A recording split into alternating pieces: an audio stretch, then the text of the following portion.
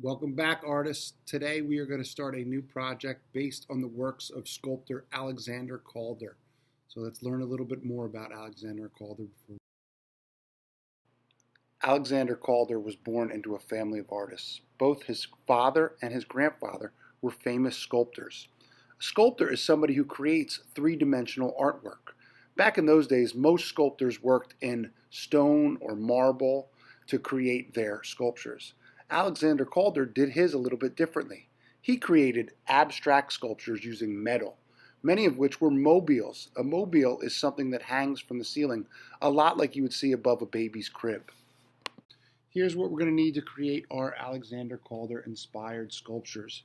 First, you're going to need a piece of colored paper. I have this piece of pink construction paper, but if you don't have construction paper at home, no big deal.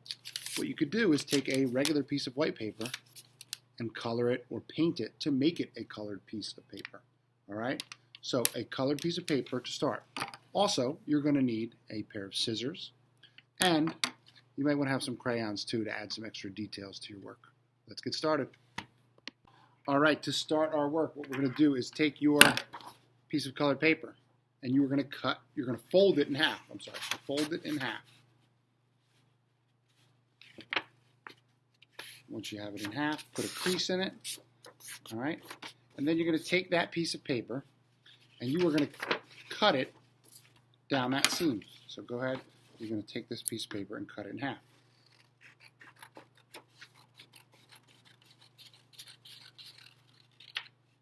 Now what we're going to do is we're going to take that piece of paper and fold it in half one more time. We're going to fold it in half again.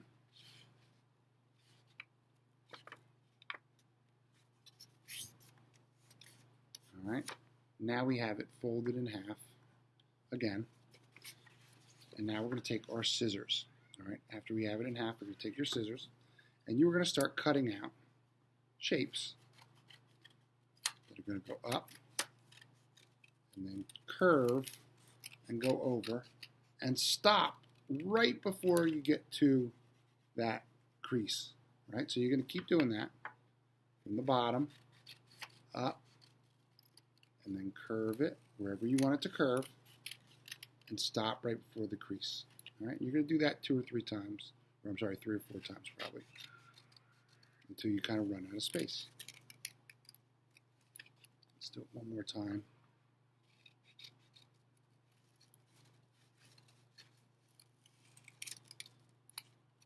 All right, so now I've cut 1, 2, 3, 4 different cuts in it.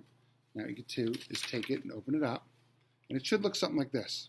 All right, what we're going to do is we are going to fold these curves over. So you're going to take one group and fold them this way, take the next group and fold it that way, this way, and you're just going to alternate. You're going to kind of create a pattern going one way or the other, okay, either forwards or backwards.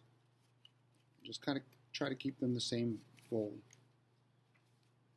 And then once you're done, you can unfold it, and you should have a sculpture that looks kind of like one of Alexander Calder's mobiles. Now that I finished cutting mine, I decided I want to change it up and add a little bit more details to mine. So I'm going to go in with my crayons, and I'm actually going to add some more details. I'm going to add some dots to mine. You can do as many details as you want, or you don't even have to add details if you don't want to. It's your choice. This is your work. Make it look the way you want it to look, all right? So I'm going to add some dots maybe. Maybe I even want to go in and change the way my cutting was done. So this goes back to like when we made our snowflakes too. You remember we think about how we're going to cut out the shapes, what they're going to look like at the end while we're cutting them. So maybe I want to round that edge a little bit. Maybe I even wanted to add another little shape in here. This is really like our snowflake because I'm cutting along the crease. All right.